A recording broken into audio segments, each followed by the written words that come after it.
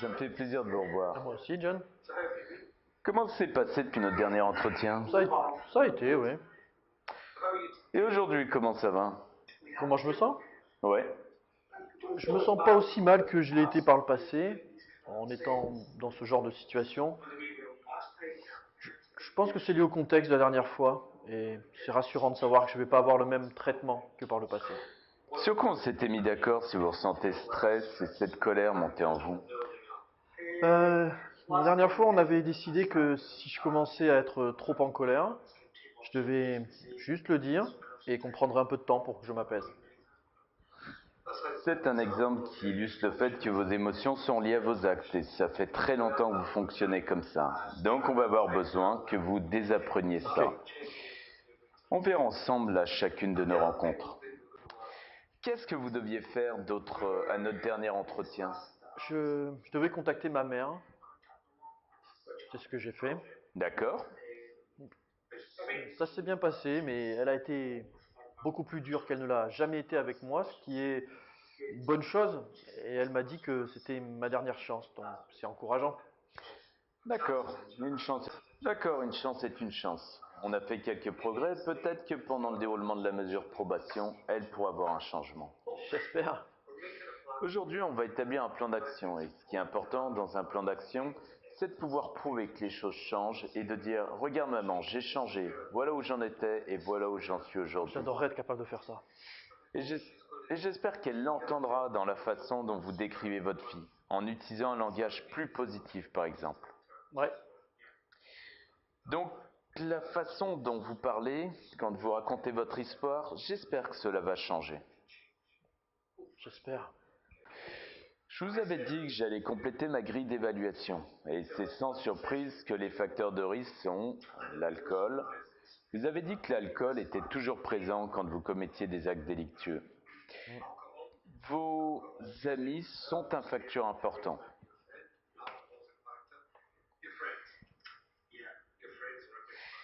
Ouais. J'ai également noté que votre parcours scolaire et votre parcours d'emploi sont des facteurs. Vous avez beaucoup de temps libre dont vous ne faites rien et je pense que l'on a besoin de travailler là-dessus. Une autre chose qui ressort de l'évaluation et dont on a déjà parlé, c'est votre problème avec l'autorité. Oui, tout à fait. Donc c'est quelque chose que l'on va vraiment devoir travailler. J'ai également noté que le logement est une problématique évidente, pas tellement en termes de risque de récidive, mais si vous perdez votre logement, alors les choses peuvent empirer pour vous. Absolument. Parce que vous n'aurez nulle part où aller si c'est retourner chez vos amis. Qu'est-ce que vous avez noté d'autre? Est-ce qu'il y a d'autres facteurs de risque que je n'aurais pas relevés? Euh, les, fac- les facteurs de risque, c'est les trucs qui m'influencent? Oui, les facteurs de risque, c'est un peu le jargon de ma part. Ça veut dire les choses qui arrivent ou les choses qui feraient que vous risquiez plus probablement de récidiver. C'est toujours quand je suis dans une impasse et que je me sens au fond du seau. J'ai toujours l'impression de retourner voir mes amis parce que ce sont les seuls qui me connaissent. Et du coup, quand je les vois, l'alcool est un facteur de risque et j'ai l'impression de retomber dans les mêmes travers et encore de repartir à zéro.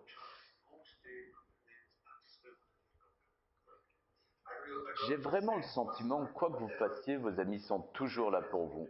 Et que pour les autres, c'est moins Ouais. évident. Les influences positives veulent le bon Jamy, mais pas celui qui va tout détruire. Je comprends ça.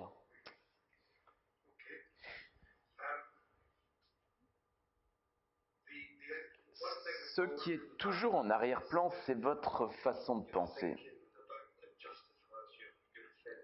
Votre mode de pensée est ce qui justifie vos actes délinquants. Et la semaine dernière, nous avons analysé ce qui s'est passé la nuit des faits. Vos amis étaient là et vous étiez en train de boire.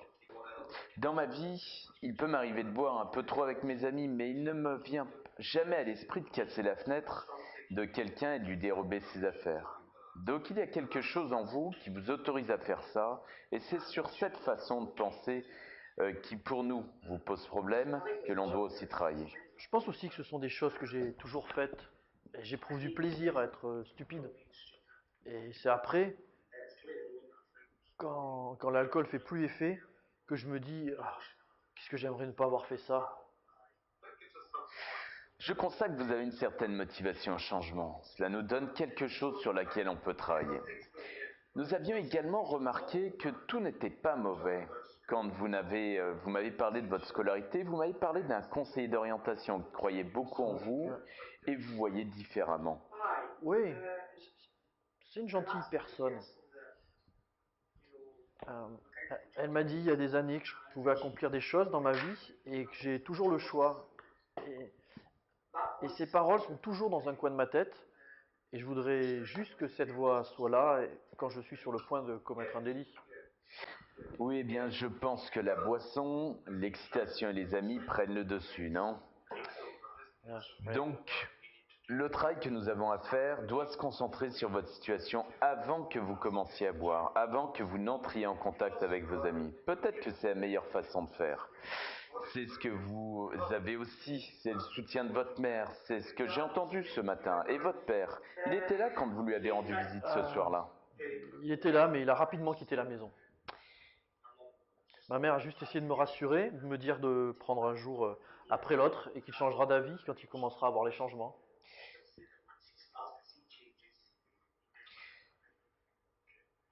Est-ce que vous considérez que c'est positif?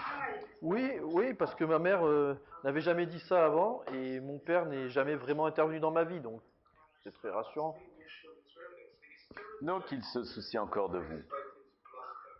Oui, ma mère m'a dit que mon père m'aimait, mais que c'était dur pour lui de me le montrer. C'est typique des hommes écossais, je présume. Et il y a votre voisine. Oui. Quand on s'est quitté, j'ai noté que vous décriviez des soirées tardives, le bruit sur le plancher. Malgré tout, elle semble toujours vous apprécier. Je sais qu'elle est gentille et que si j'ai besoin de quoi que ce soit, elle m'a dit d'aller la voir. Mais je ne veux pas abuser de sa gentillesse. Mais, mais c'est sûr que si les choses tournent comme je le voudrais, j'aimerais développer un peu plus cette relation. Est-ce que ça signifie rester dans votre appartement et peut-être le mettre en ordre de façon à apprécier y vivre? Ouais, ça serait bien. Je voudrais avoir mes enfants plus souvent. Je, je sais que même pour le moment c'est impossible et probablement que c'est le mieux pour les enfants. Mais j'aimerais que ma maison soit confortable et habitable. C'est une jolie vision de vous dans le futur, vous et vos enfants dans l'appartement. Ouais, j'adorerais ça. C'est un projet à long terme et aujourd'hui nous allons faire un projet à court terme et faire une ébauche sur le plus long terme de façon à ce que vous puissiez vous projeter un peu plus loin. J'aime l'idée que vous envisagiez comme un père actif et comme un fils attentionné. J'aime l'idée de ces deux perspectives, mais vous n'en êtes pas vraiment là. Vous pensez que vous pouvez y arriver? Beaucoup de gens qui s'appuieraient sur mon passé diraient non. Mais je sens que je suis à une étape de ma vie où j'en ai vraiment envie. Je veux que les gens soient fiers de moi. Je veux être différent. Je veux pas refaire les mêmes erreurs que dans le passé parce que ça fonctionne pas. Ok, mais vous avez peur de perdre votre motivation et de déprimer un peu. Ouais, c'est toujours le cas quand je me sens mal et l'alcool est présent. D'habitude, quand il y a de l'alcool, je me sens mal et c'est un cercle vicieux. Après, c'est le retour à la case départ. Vous avez raison, il faut juste que ma motivation change ou que j'ai la motivation de faire les choses différemment. Quel est l'effet de l'alcool sur notre organisme? Est-ce que l'alcool nous stimule ou nous déprime? Probablement un peu les deux. Au début, quand j'ai cette stimulation, elle est élevée, mais plus je bois, plus je déprime. Et ça revient au départ. Je me sens au plus bas et je commets des infractions. Ça peut valoir le coup de vous renseigner un peu plus sur l'alcool parce que ça occupe la majorité de votre temps, mais je ne suis pas persuadé que vous sachiez exactement de quoi il s'agit.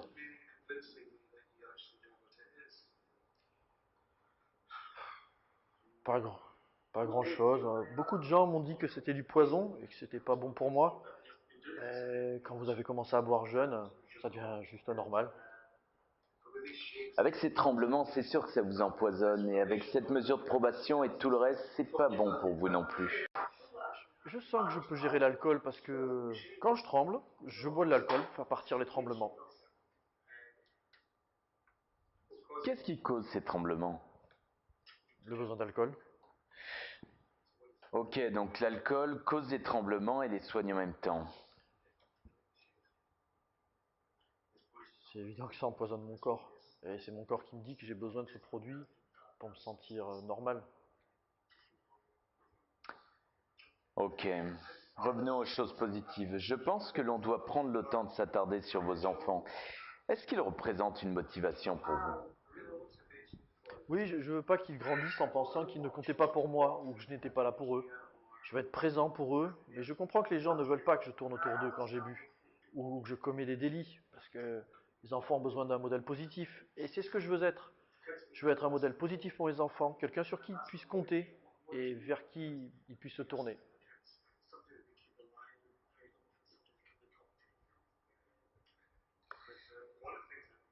Lee décrit vos amis comme de mauvais hommes et je me demandais après notre dernier entretien si les enfants de vos amis vous décrivent également comme un mauvais homme.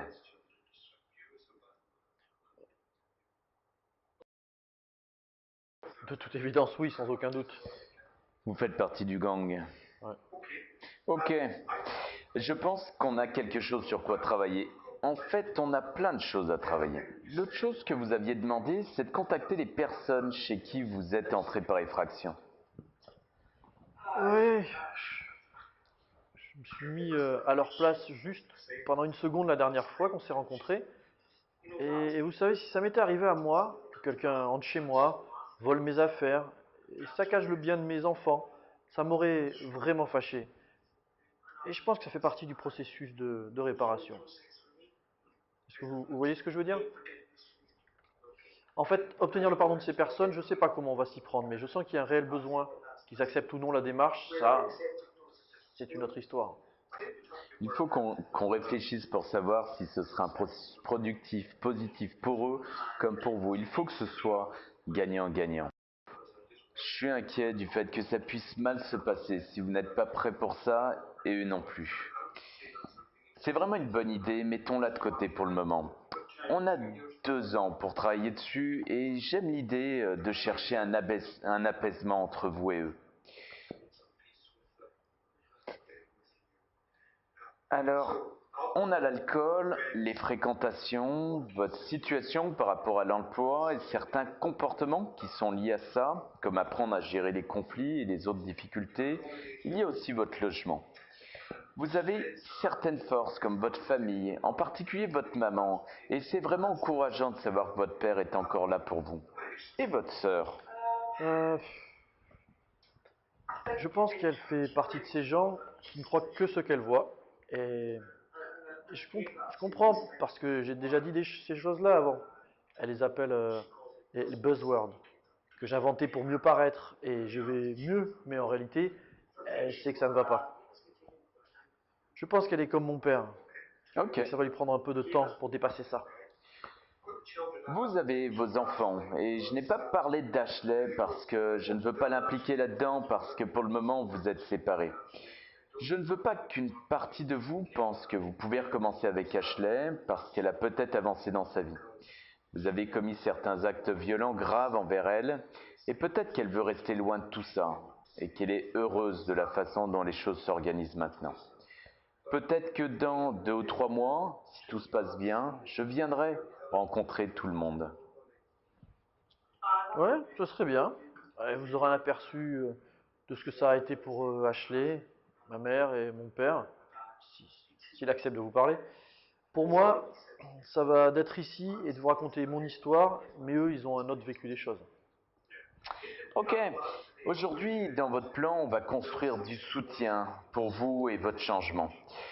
J'entends bien que votre famille n'est pas tout à fait prête à être impliquée là-dedans, mais on peut peut-être travailler dans ce sens-là. S'ils peuvent voir des progrès et que certaines choses sont en train de changer, ils pourraient se rapprocher et peut-être que la prochaine fois qu'on se verra, ils seront prêts à s'investir. Ouais, j'espère.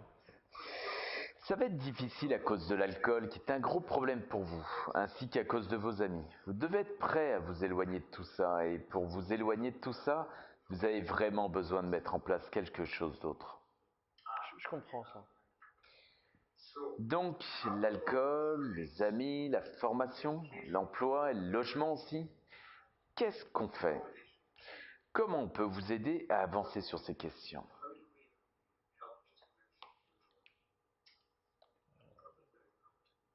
Je pense qu'en résumé, l'idéal serait que je trouve du travail. Ok. La première chose, ce serait d'occuper mon temps à travailler, gagner de l'argent. Et comme ça, je pense que je ne me reposerai plus autant sur l'alcool. Si je travaille, je ne verrai plus mes amis. Et du coup, je pourrais avoir le logement dont j'ai envie. Avoir un endroit où je me sens en sécurité, que je puisse appeler mon chez moi. Est-ce que c'est quelque chose que vous pouvez faire la semaine prochaine? Ou est-ce que nous devons travailler ensemble? Pour être honnête, je ne sais pas comment y prendre. C'est compliqué de trouver du travail parce que quand ils vous demandent votre casier judiciaire, ils sont plus intéressés.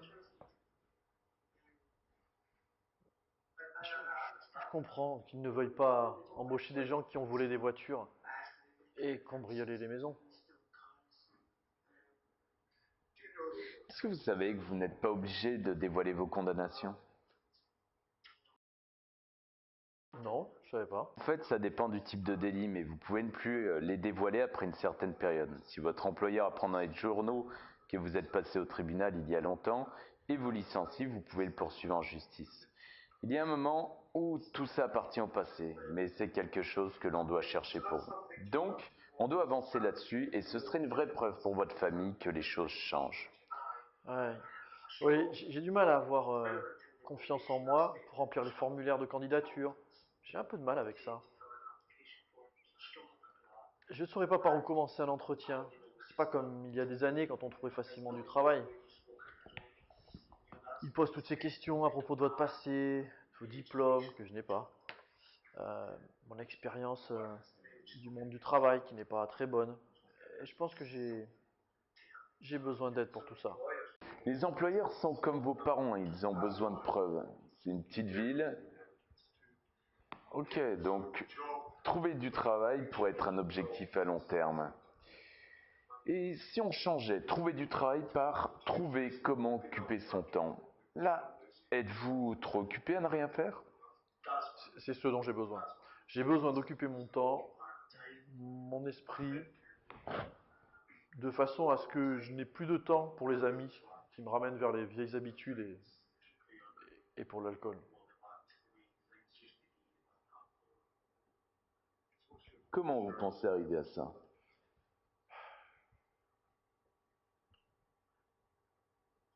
Dans un monde idéal, ce serait super de trouver un travail de nuit, parce que c'est à ce moment-là que c'est dur pour moi. Vous avez beaucoup d'expérience dans le travail de nuit, n'est-ce pas? Ouais.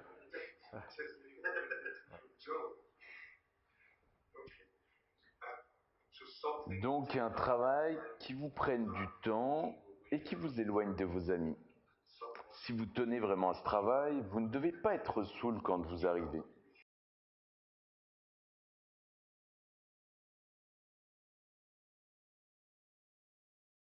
J'ai quelques idées pour ça.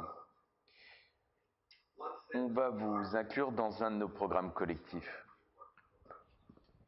Qu'est-ce que ça implique? Eh bien, ça implique de vous mettre en lien avec des personnes qui sont dans la même situation que vous. Le service organise des programmes collectifs qui sont faits pour vous aider à penser différemment. Pendant les années, vous avez appris à penser à comment avoir des ennuis. Ce que l'on souhaite dans ce programme, c'est vous montrer comment anticiper les situations à risque quand vous allez vers elles.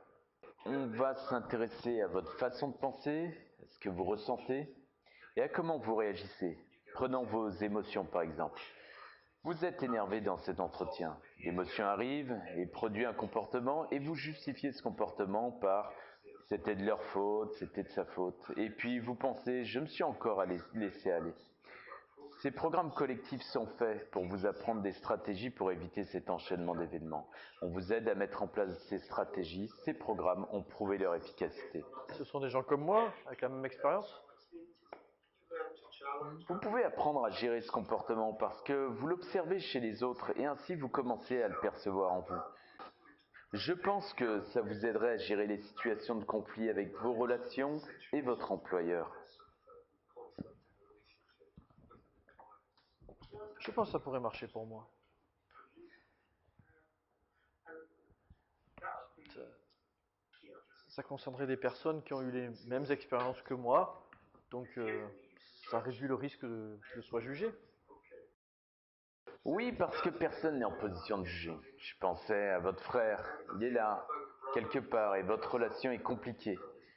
Le problème, c'est que si vous avancez et que vous obtenez l'attention de vos parents et de votre sœur, votre frère, c'est exactement comment vous poussez à bout. Vous allez vous énerver et il va vous dire que vous n'avez pas vraiment changé. Le groupe pourra travailler là-dessus avec vous. Le groupe se réunira 1 à 2 fois par semaine pendant 3 mois au plus. Donc c'est assez impliquant. Ouais, ouais, je vais faire ça. Ça me semble bien. J'ai l'impression que c'est quelque chose qui va m'aider. Une fois que vous êtes engagé, vous devez participer à toutes les séances. Le groupe se déroule à différents moments de la journée, donc il va falloir adapter votre routine nocturne de façon à être disponible la journée et sobre. Je pense que c'est un début. Et au pire, c'est la preuve que je peux y arriver. Ok, c'est une bonne preuve. Vous pourrez dire à vos parents, j'ai participé à ce groupe, je n'ai pas manqué une seule réunion. J'ai réussi à participer à la plupart des réunions et vous ne pensiez pas que j'irais à autant. Je ne penseront même pas que j'ai participé à une. On peut vous soutenir en vous donnant une lettre attestant que vous participez à toutes les séances. Ouais, c'est super. Merci. Je pense qu'à part votre Xbox et votre chien, vous n'avez pas beaucoup de centres d'intérêt. Nous avons quelques tuteurs. Les tuteurs sont des gens qui travaillent avec notre service. Ce sont des bénévoles qui ont différents centres d'intérêt. Certains aiment le sport, d'autres s'intéressent à la culture, au cinéma. Certains enseignent aussi leur savoir-faire. Les bénévoles font des sorties avec nos clients et leur font faire des choses, les éloignent de la délinquance.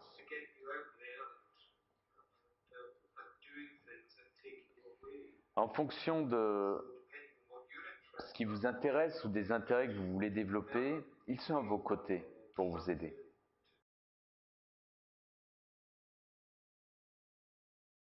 Je pense, euh, je pense qu'être en forme pourrait m'aider. Je pourrais aller à la salle de sport. Mais j'ai besoin d'être en confiance pour faire les choses. Je vais être capable, par exemple, pour aller dans un bar, juste consommer une boisson sans alcool. Mais j'ai juste besoin de confiance pour faire les choses dont j'ai besoin. L'alcool me donne cette confiance. Est-ce que ce bénévole est une sorte de copain? Je pense que oui. Quand nous sommes en difficulté, la plupart d'entre nous vont vers nos amis, mais nous ne sommes pas vraiment capables d'identifier les amis qui peuvent réellement nous aider sur le chemin qui nous éloigne de la délinquance. C'est très courant ce que vous vivez. L'un de nos bénévoles pourrait vous rencontrer et vous accompagner. Ils ne seront jamais des amis au sens propre du terme, mais ils pourront vous orienter vers des réseaux et des endroits où vous pourrez vous faire des amis. Ça me plairait. Au moins, comme, comme ça, je pourrais nouer une relation avec quelqu'un et apprendre à le connaître. Ouais, je voudrais essayer. Quel genre de choses vous aimeriez faire? J'aimerais faire du sport, être plus en forme. Euh, Ça fait des années que je ne suis pas allé au cinéma. C'est pas un truc que mes amis aiment faire. Hein. Euh, ils n'aiment pas aller au cinéma parce qu'ils sont trop occupés à cambrioler les maisons. Je pense que si je faisais des choses normales, je me sentirais mieux. Ok, un bénévole pourrait vous aider avec votre logement. On pourrait vous aider à le ranger. Ouais, vraiment, ce serait super. Ce sera un rêve qui devient réalité. Juste avoir un endroit agréable où loger, c'est savoir où commencer qui est difficile. Et ça pourrait être la même personne, ce qui veut dire que les choses seront moins compliquées. Ce serait forcément un homme, à cause de votre passé d'agression et de violence domestique. Je vais arranger ça. Le but, c'est de vous faire de nouvelles relations, de vous faire vos propres amis et de vous éloigner de vos amis actuels.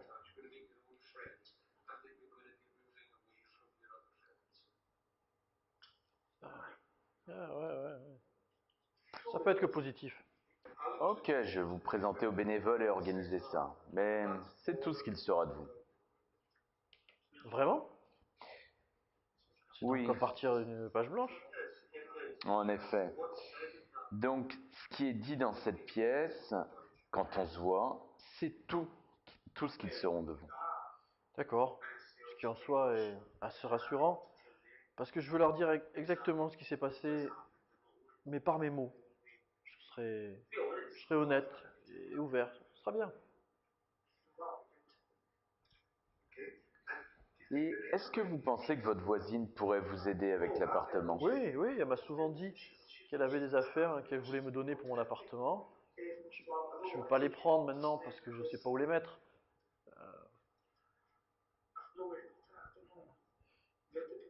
Elle a un canapé dont elle veut se débarrasser.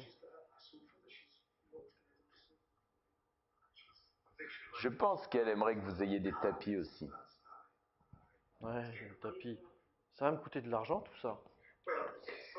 On ne peut pas vous aider directement financièrement, mais on peut voir si d'autres organismes avec lesquels on travaille peuvent vous fournir des meubles ou d'autres choses. On va voir ça. Maintenant, concernant l'alcool, vous m'avez dit que vous aimeriez penser pouvoir aller dans un bar et boire une boisson sans alcool. Et que ça irait. Vous, vous persistez à vouloir fréquenter des bars et d'autres lieux de ce genre. Qu'est-ce qu'on fait avec l'alcool?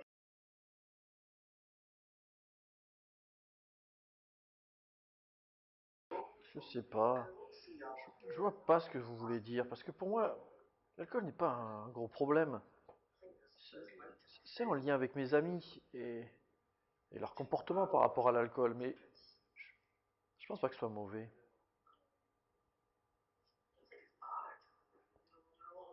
Tout le monde boit.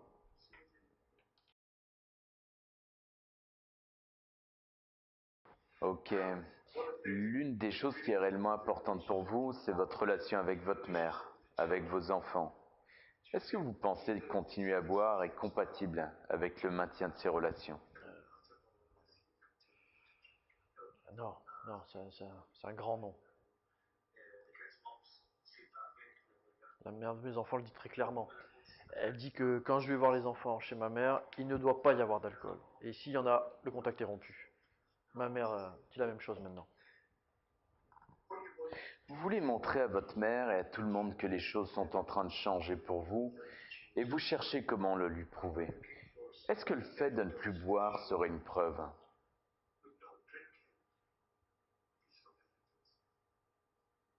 Alors en fait, oui, oui, tout à fait. Ouais. Ouais. À quoi ça pourrait ressembler? J'ai mis sobre, responsable et parfaitement clean. Un Jamie en meilleure santé. Ouais, ouais, Ok. ouais. Donc elle vous regardera et verra que les choses sont différentes. Je pense que l'alcool est un enjeu essentiel parce que vous tremblez, mais vous n'êtes pas au clair avec ce qui provoque ces tremblements. Vous avez passé de nombreuses années à consommer de l'alcool. Je me demande si la première étape pour vous ne serait pas de rencontrer un service avec lequel on travaille, qui traite des problèmes d'alcool et de ses différents effets. Comme ça, vous aurez toutes les informations sur le sujet. Qu'est-ce que l'alcool et quels sont ses effets?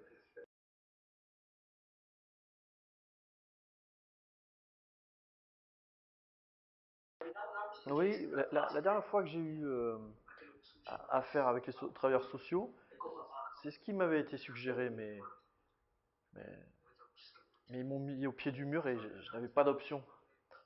Mais je pense que maintenant que j'ai identifié les choses que je veux accomplir et comment je veux changer, je pense que ça ne me fera pas de mal à parler avec quelqu'un. Ok, ça c'est positif. Positif pour vous et votre rendez-vous.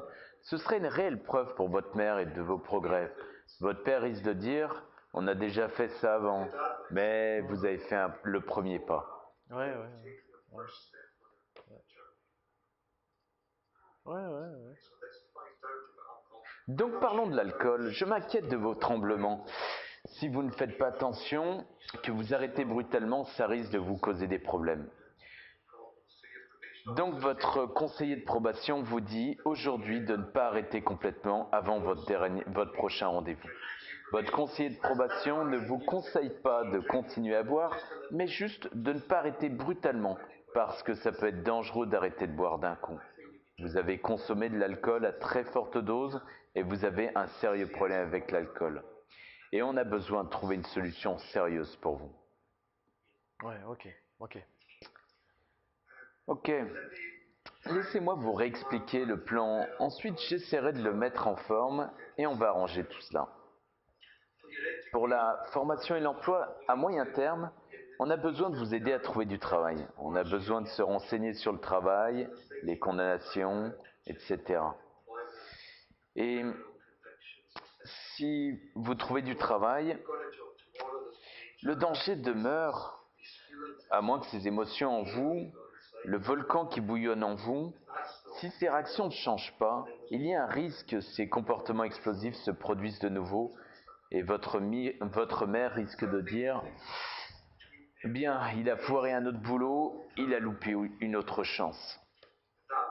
Je pense que la chose à faire est de participer à notre programme collectif et ça voudra dire changer votre routine. Se coucher le soir, se lever le matin et puis venir au groupe. Le groupe est là pour vous aider à gérer vos émotions et également pour réfléchir sur le travail et à ce que dit la loi par rapport aux condamnations et voir comment postuler pour un emploi et vous présenter lors des entretiens. Donc, je vais vous orienter vers le programme collectif et je vais aussi prendre contact avec notre service de bénévoles et voir si on peut vous mettre en lien avec quelqu'un. Leur objectif, c'est de trouver quelque chose qui vous intéresse tous les deux. S'ils peuvent vous aider avec l'appartement, c'est une bonne chose. Ça pourrait améliorer votre forme, vous apporter un peu de culture. Ce serait bien aussi. C'est une chose à moyen terme. À long terme, on souhaite que vous fassiez vos propres amis, qui feront attention à vous, qui s'occuperont de vous, vous encourageront et apprécieront votre compagnie. Vous allez avoir une discussion avec votre voisine. Vous allez lui parler de la même façon que vous parleriez à Ouais, votre mère. c'est quelque chose que je peux faire. Et lui demander si Ouais. elle peut vous donner un coup de main avec l'appartement. Et pour l'alcool, je vais vous adresser au service qui travaille avec nous comme ça. Vous pourrez en savoir plus sur l'alcool et vous pourrez faire vos choix en connaissance de cause. Ça fait parler beaucoup, mais c'est un pas dans dans la bonne direction. En effet, ça semble beaucoup, l'alcool est un gros morceau. Mais quand les choses s'amélioreront pour vous, comment les gens vous percevront? Vous aurez l'air en meilleure santé, vous vous sentirez en meilleure santé, vous aurez l'air plus positif et vous allez vous comporter différemment. Le bénévole va vous accompagner. Votre mère et votre entourage verront que vous passez moins de temps avec vos anciens amis. Le programme va vous permettre de mettre en place des habitudes et d'apprendre des choses. Les gens verront que vous apprenez et que les choses changent. Le programme va vous aider à gérer les conflits. Vous allez parler à votre voisine et elle verra le changement. Et elle devrait vous encourager. Notre bénévole va vous aider en ce sens, mais à court terme, vous créerez votre propre réseau d'amis. J'ai besoin de créer du lien avec les gens et également de faire de meilleurs choix. Je regarde plus loin dans l'avenir quand les choses semblent devenir différentes. et peu à peu, elles sont différentes. Puis, je pense, comme vous le dites vous-même, les problèmes avec votre famille se régleront d'eux-mêmes. C'est mon objectif ultime, d'avoir mes enfants avec moi, dans ma propre maison, de l'entretenir et d'avoir des liens avec ma mère. Et même une relation avec la mère de mes enfants, basée sur l'amitié. Ok, c'est bien d'entendre que vous vous projetez dans le futur maintenant, alors que la semaine dernière, c'était difficile d'entrevoir un Ouais, futur. ouais. Comment vous voudriez vous décrire dans 2 ans à la fin de cette mesure? J'aimerais être quelqu'un de fiable, engagé dans le travail, auprès de mes enfants et de ma famille, et quelqu'un qui n'a pas besoin du soutien du genre d'amis que je fréquente actuellement. Je ne veux pas m'appuyer sur l'alcool. Plus j'y pense, plus je me dis que ces tremblements ne sont pas bons. Il y a beaucoup de choses que j'ai besoin de changer, mais j'ai l'impression qu'en parlant avec vous et ces différentes options, c'est gérable et c'est réalisable. Ok. Je vais vous demander, quoi qu'il arrive, aussi difficile que soit la route, c'est de garder cette vision de vous-même en tête. Ne perdez jamais de vue cela parce que vous avez un sérieux problème avec l'alcool. Vous avez des amis qui vont provoquer toutes sortes de problèmes si vous vous éloignez d'eux. Donc, ils vont essayer de vous ramener vers eux. Je pense que votre frère risque d'avoir envie que vous échouiez. Les gens veulent que vous réussissiez. Vous allez être excité. Vous allez avoir le sentiment que les choses avancent. Vous allez être tiraillé entre vos anciens et vos nouveaux amis. J'amis, psychologiquement, c'est un moment très difficile dont vous devez conserver cette vision. Vous devez obligatoirement la conserver. Votre bénévole sera là pour vous tant que vous maintiendrez la relation.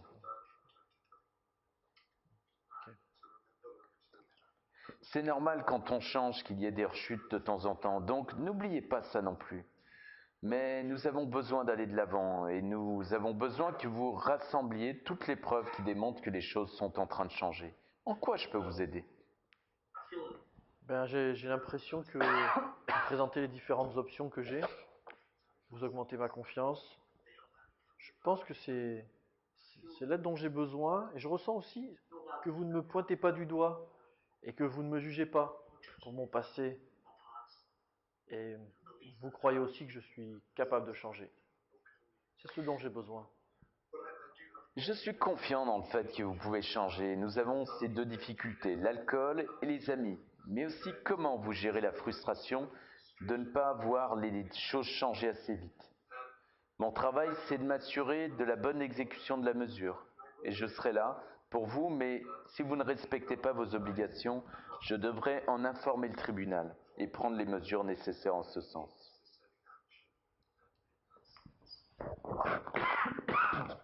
Ok, j'ai compris.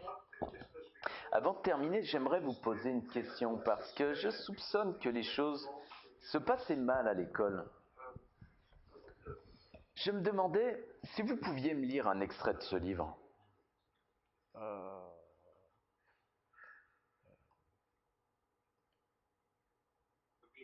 pour être honnête, je sais pas, je sais pas prononcer certains de ces mots et les lettres se mélangent. Je sais pas par où commencer. Est-ce que vous ressentez en ce moment des choses que vous ressentiez à l'école? Tout à fait, tout à fait. Je ressentais ces émotions pas agréables à l'école. Vous semblez être quelqu'un d'intelligent. Quelquefois, Je suis sûr que vous l'êtes, mais vous battiez avec ça à l'école. je, je vais pas m'énerver maintenant, mais ça me rappelle l'époque où j'étais en cours d'anglais et je devais lire devant toute la classe. Ça me terrorisait et c'était un défi. Voilà. C'est ce que vous m'avez dit la semaine dernière, et c'est pour ça que je me disais, c'est une personne intelligente qui se débat peut-être avec la lecture. Donc, on sait comment travailler avec vous pendant le groupe, mais peut-être doit-on demander si vous avez un problème avec les mots. Bah, ma mère m'a dit il y a des années qu'elle pensait que j'étais dyslexique. Et mon père disait que j'étais juste feignant et je ne voulais pas apprendre. J'ai cru ce que disait mon père plutôt que ma mère, que je suis feignant. Je pense que c'est peut-être un peu des deux. Bien, on va essayer de régler ça et ce serait bien de savoir réellement ce qu'il en est après toutes ces années. Ce n'est pas réellement votre faute et vous faites au mieux, vous faites ce que vous pouvez. Donc je vais rédiger le plan d'intervention et nous le signerons la semaine prochaine. Et après, je pourrai passer à l'action. Je peux appeler toutes les personnes dont on a parlé et régler beaucoup de choses pour vous. Donc commencez à vous coucher à une heure plus raisonnable, c'est d'accord ? Merci beaucoup. Merci.